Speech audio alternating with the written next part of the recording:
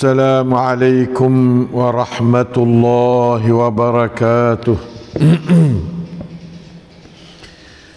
Alhamdulillahilladzi hadana lihadza wa ma kunna linahtadiya laula an hadana Allah.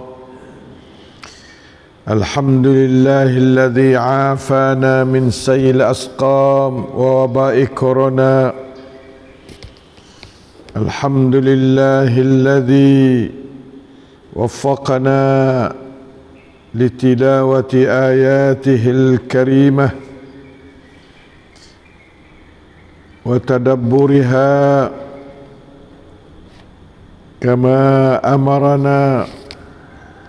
Allahumma salli ala Muhammadin wa ala ali Muhammad كما صليت على إبراهيم وعلى آل إبراهيم إنك حميد مجيد. ربنا آتنا من لدنك رحمة وهيئ لنا من أمرنا رشدا. إخوان أخوات مصلين مصليات الصبح yang berada di dalam zimmatillah dan jagaan Allah sekalian, marilah kita sama-sama mengikuti akan satu dua ayat Allah supaya kita dapat ganjaran darinya serta hadiah 2 ekor unta, 3 ekor unta menurut bilangan ayat yang kita membaca dan mendengar dan tadabbur. Pada pagi ini insya-Allah kita akan ulas sikit balik tafsir surah Yusuf. Setelah mana kita sampai kepada akhir surah, tetapi sebelah awal surah dulu tu kita berada dengan cara lain, dengan cara halaqah yang setengah-setengah tidak hadir halaqah. Maka kita rajak sikit sebagai rajakan untuk kita nak cuba menghalusi tadabbur kita dengan awal-awal ayat surah Yusuf yang sangat memberi arti kepada hidup kita selaku ahsanul qasas insya-Allah taala. Marilah kita sama membaca dan mendengar insya-Allah. A'udzu billahi minasy syaithanir rajim. Bismillahirrahmanirrahim. Alif Lam Ra. Tilka ayatul kitabil mubin. Inna anzalnahu Qur'anan Arabiyyan la'allakum ta'qilun. Nahnu naqussu 'alayka ahsanal qasas bima awhayna ilayka hadzal Qur'an wa in kunta min qablihi laminal ghafilin. إذ قال يوسف لأبيه يا أبت إني رأيت 11 كوكبا إني رأيت 11 كوكبا والشمس والقمر رأيتهم لي ساجدين. قال يا بني لا تقصص رؤياك على إخوتك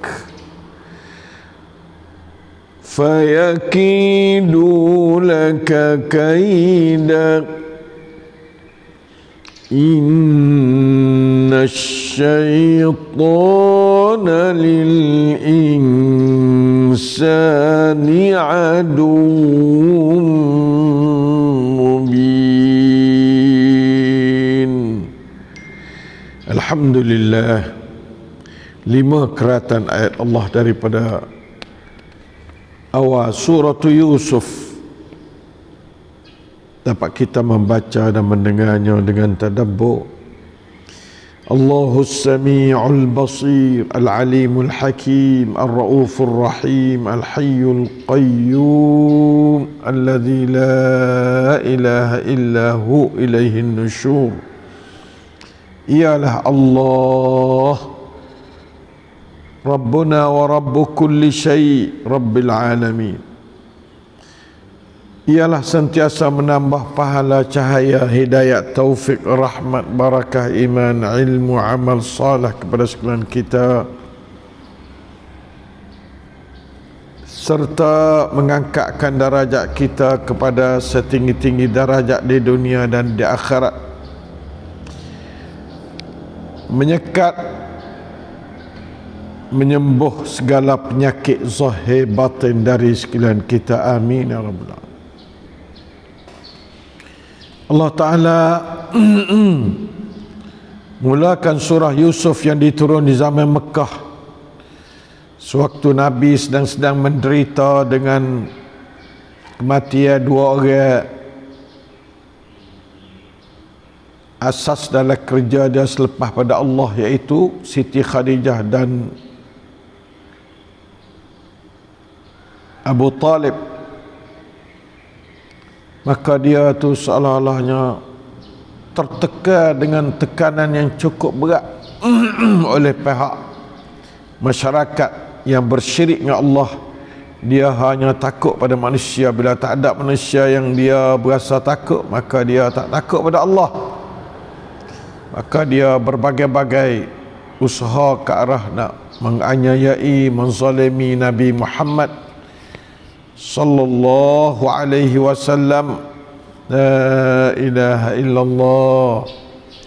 Lalu tu ayat ni yang dimulai dengan huruf muqatta'ah, alif lam ra, seperti dengan huruf muqatta'ah lain, alif lam mim, alif lam mim ra. Surah-surah yang dimula dengan huruf muqatta'ah seperti ini sebanyak 29 surah. Sebanyak huruf hijaiyah dalam bahasa Arab 29 huruf, maka 29 surah yang dimula dengan huruf-huruf seperti ini sama ada Qaf, Nun, Sad dan sebagainya. Semua tu yang dimula dengan huruf muqatta'ah, bukan hak ni kalimah dak, yang panggil huruf, tidak jadi satu kalimah yang mempunyai makna, tak ada. Oleh itu maka sebaik-baik makna kepada huruf muqatta'ah, walaupun apa dia huruf tu, ialah Allahu a'lamu bimuradih. Allah lah lebih tahu tentang kehendak maksud dia, kerana Allah yang maha kuasa mendatangkan i'jazul Quran, benda-benda yang orang Arab sendiri tak boleh nak faham. Tak ada dalam penggunaan bahasa orang Arab, sebab dia dok tertibkan huruf yang tidak jadi kalimah yang diistimal oleh orang Arab dalam hidup mereka. Lalu merupakan benda yang orang Arab sendiri pun tenganga belalak mata-mata dengan huruf muqatta'ah yang dimulakan pada setiap surah ini. Itulah merupakan suatu pelemahan i'jaz daripada Quran terhadap orang Arab sendiri, apalagi kita orang ajar hak huruf tamada pun kita tak erti mana kadang-kadang tu, jangankan huruf muqatta'ah. Oleh itu maka marilah kita tengok bagaimana ayat seterusnya, tilka ayatul kitabil mubin. Setiap huruf muqatta'ah dimulakan surah, maka biasanya lek belakang pada tu ya kecek hak Quran semualah, hak ayat Quran, mukjizat Quran, segala-gala Quran. Kerana dia ayat huruf muqatta'ah tujuannya nak menunjukkan i'jazul Quran kepada umat manusia, orang Arab dan orang tidak Arab pun. Lalu tu dia ayat hak Quran, tilka ayatul kitabil mubin. Inilah ia ayat-ayat kitab Quran yang nyata bagi menyatakan. Al-Mubin bukan Al-Bayyin saja. Al-Mubin makna yang menyatakan kebenaran dari Allah. Siapa baca Quran maka dia tak nyata tu, mana kata dia tak faham Quran. Apabila orang tu tadabbur akan ayat Quran, maka ia dapati bahawa Quran itu adalah mubin, sangat-sangat jelas, sangat-sangat menyatakan kebenaran Islam, kekuasaan Allah, kebenaran Rasulullah sallallahu alaihi wasallam. Ya, itu dikatakan al-kitabil mubin. Quran ini adalah kitabil mubin. Tidak ada kitab al-mubin dalam dunia melainkan Al-Quran saya. Kalau lain tak ada panggil kitab mubin tak. Nah, kerana kitab lain tu tidak nyata, tidak jelas penerangan dia kepada manusia hamba Allah. Inna anzalnahu, sesungguhnya kami ini, Allah Ta'ala dia kecek dalam maqam rububiyah dengan jalan jamak sebagai nak ta'zimkan diri dia, bukan untuk taksirkan bilangan diri dia, tak, untuk besar diri dia. Maka kecek kata sesungguhnya kami, sebagai nak ta'zim bukan taksir. Itulah bahasa Arab dia punya kan, apa dia cara-cara dia tak serupa penggunaan bahasa Arab. Anzalnahu, kami itu kami menurunkan dia. Kami sini bukan banyak orang, tetapi hebat besar Allah tu akbar. Quranan Arabiyya, hu tu ialah kitab tu lah isyarat daripada tilka ayatul kitabil mubin tu. Sungguhnya kami menurunkan kitab tu sebagai Quranan, sebagai bacaan, dan Quran yang Arabian, yang berbahasa Arab atau dalam bahasa Arab. Tujuannya Quran turun tu bukan untuk baca la'allakum taqra'un, tak, la'allakum ta'qilun. Mudah-mudahan kamu tu berakal, guna akal untuk faham Quran.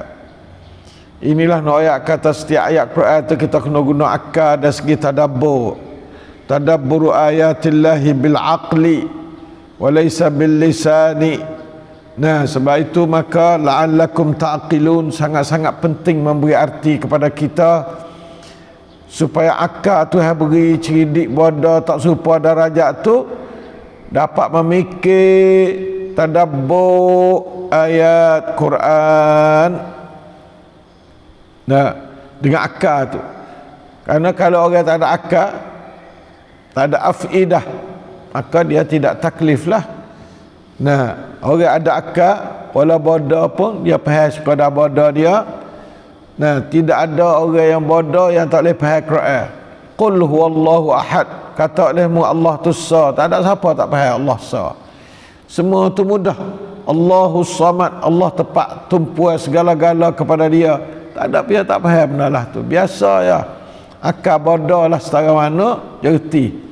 Maka dia gila tu tak apa, gila tak ada kena masuk kena baca, tak ada kena baca Quran dah lah.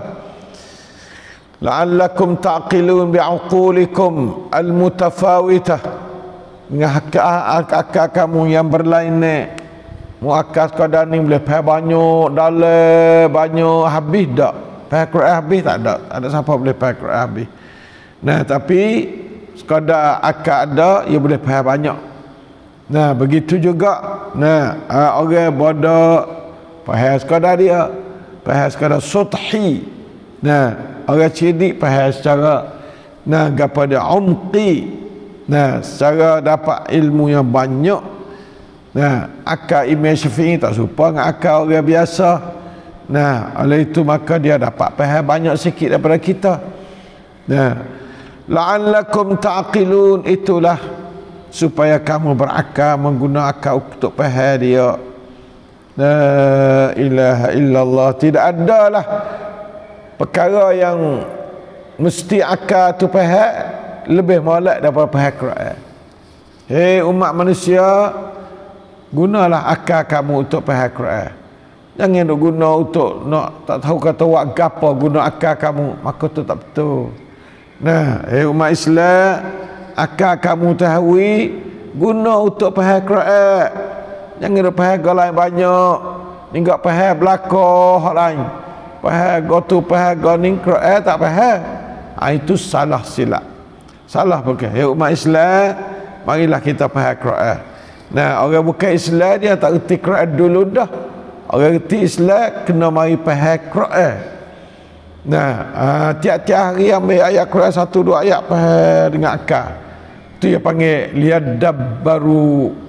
Nah, supaya mereka itu tadabburkan Quran. Tadabbur ni faham dengan akal, beriman dengan hati, beramal dengan segala pencandera. Itu makna kata tadabbur.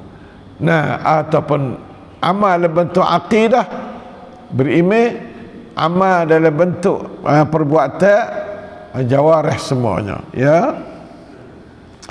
Lepas pada tu Allah Ta'ala kata lagi, nahnu naqussu alaika ahsanal qasas. Nahnu pula, inna juga, nahnu lagi, kami ni litaksir, bukan litazim jelah, bukan litaksir. Nahnu naqussu, kami ni kami nak mencerita, alaika ke atasmu atau kepadamu, ahsanal qasas, akan sebaik-baik cerita. Nah, ya cara-cara nak pergi gapawi semangat kepada orang ni, ya kena pakai cerita. Orang duk susah, duk isnih hati dia, kena ambil cerita mari pakai. Nah, cerita ni banyak memulihkan perasaan duka cita dan menguatkan semangat perjuangan melalui cerita-cerita. Cerita ni dia banyak beri faedah, terutama ahsanal qasas, baik-baik cerita. Bima awhayna ilaik, dengan perkara yang kami wahyu kepada Muhammad. Hadzal Quran, wahyu akan ini Quran. Nah, ahsan qasas tu daripada qisas, nah wahyu, bukan qisas yang mari pada akal, cerita bari-bari pelik-pelik, hikayat pelik-pelik yang tak ada sumber. Jangan dengar tu, rugi akal kita, kena duk mikir barang yang bukan. Nah, tujuan akal diberi untuk mikir ayat Quran, kita hidup mikir muka lain. Seolah-olahnya tujuan Tuhan beri akal tu tak apa betul mana. Apabila kita pakai nikmat Tuhan tak betul, maka jadilah kita orang zalim. Nah, jadi kita orang zalim, pakai satu perkara tak kena pada tempat, tu makna kata zalim. Oleh itu maka ahsan qasas surah Yusuf ni jelas molek bagaimanakah dia tu memberi peniktibaran, memberi utahan, memberi pengajaran yang banyak kepada kita kalau kita baca, terutama kepada orang tadabbur dengan sesungguhnya dan orang yang ada akal yang cukup matang, maka banyaklah dia dapat daripada ahsan qasas. Wa in kunta min qablihi, dan sesungguhnya kamu tu, atau padahal sesungguhnya kamu tu sebelum datang wahyu ni, nah, daripada orang tak tahu cerita Yusuf, nak tahu di mana pergi ada royak. Kalau royak pun royak lah betul tak betul lah. Cerita Yusuf betul sungguhnya, iaitu yang Quran royak. Nah, oleh itu dari segi nak tafsir surah Yusuf pun kena tafsir daripada benda-benda yang jelas, nah, sahih dan sebagainya, ataupun mu'tabar di sisi para ulama tafsir. Maka insya-Allah taala kita sangat-sangat cermat dari segi tafsir, warinya rajak ke daripada Ibnu Abbas ke, daripada Ibnu Mas'ud ke, daripada Ibnu Umar ke, ataupun daripada kitab-kitab yang mu'tabar seperti At-Tabari ke, Ibnu Katsir ke, Al-Baghawi ke, Al-Wahidi ke, Al-Qurtubi ke, semua tu yang panggil kutubut tafsir al-mu'tabarah. Nah, kitab-kitab tafsir yang diiktibarkan. Kita tidak cuba memikir dengan semata-mata akal. Nah, kerana itu adalah satu-satunya jalan nak gelecah daripada hakikat sebenar bagi makna isi Quran yang sangat baik dan sangat mulia itu. Oleh itu maka alhamdulillah kita ni dulu katanya galiknya orang tak tahu ni ghafil. Dan kita tak tahu satu perkara kita lalai. Dan kita tahu tu baru kita jadi orang yang zakirin. Nah, lalu tu kata wa in kunta ya Muhammad min qabli wahyul Quran la minal ghafilin, adalah dari kalangan orang yang tak tahu cerita Yusuf sungguh. Yang kamu tu tak dapat ambil iktibar lah, dan kamu tak tahu ke. Jadi kamu tahu barulah dapat ambil iktibar. Nah, maka aku nak berilah kepadamu. Nah, itulah dasar Quran yang dia wari surah Yusuf. Tujuannya ibratan. Kalau kita tengok ahsanul qasas, payah suk dengan apa? Suknya laqad kana fi qasasihim ibratun li ulil albab. Jadi awal surah dengan akhir surah ni dia cukup masuk sekali. Nah, akhir surah 111 tu dia kata demi sesungguhnya pada kisah nabi-nabi termasuk Nabi Yusuf. Nah, itu mengandungi pengajaran yang mendatangkan iktibar bagi orang-orang yang mempunyai akal fikir pula. Dah ulul albab ni orang yang bukan sekadar kata pada aqilun, tapi orang radak yang akal yang boleh dibantu oleh iman pula. Dia panggil akal yang dibantu oleh iman, jadilah dia tu ulul albab, ulil uqulin nadijah, ulil uqulis salimah. Tu makna ulul albab. Jadi maka kita doalah, ya Allah ij'alni min ulil albab waj'al auladi banati wa zurriyati wa zawjati wa tullabi wa talibati min ulil albab. La'allahum ya'qiluna ma awhayta ila nabiyyikal karim sallallahu alaihi wasallam min ayatil Quran al-karimah. Insyaallah taala itulah mungkin pagi ni 3 ayat tu kita dapat dengar, dan insyaAllah kita sambung dalam halaqah Quran atau majlis ilmi pada pukul 10 sebentar lagi insyaAllah. Sebagai biasa, bagi orang yang duduk dekat-dekat 3 orang ni, adapun orang jauh maka kita nak minta buka online. Orang duduk rumah belajar secara online, pukul 10 apa kurang belah biiznillah taala. Sebagai kita nak mengikuti lagi pengertian seterusnya daripada surah Yusuf, untuk kita jadikan orang yang ulil albab. Ulil albab insyaAllah. Ja'alana Allah wa iyyakum min ulil albab alladzina yatta'izuna bi qisasul anbiya khasatan ahsanal qasas birahmatika ya arhamar rahimin. Wa sallallahu ala nabiyyina Muhammadin wa ala alihi wa sahbihi wasallam. Subhana rabbika amma yasifun wa salamun ala al-mursalin walhamdulillahi rabbil alamin. Wassalamu alaikum warahmatullahi wabarakatuh. Lakal hamdu wa syukru ya Allah.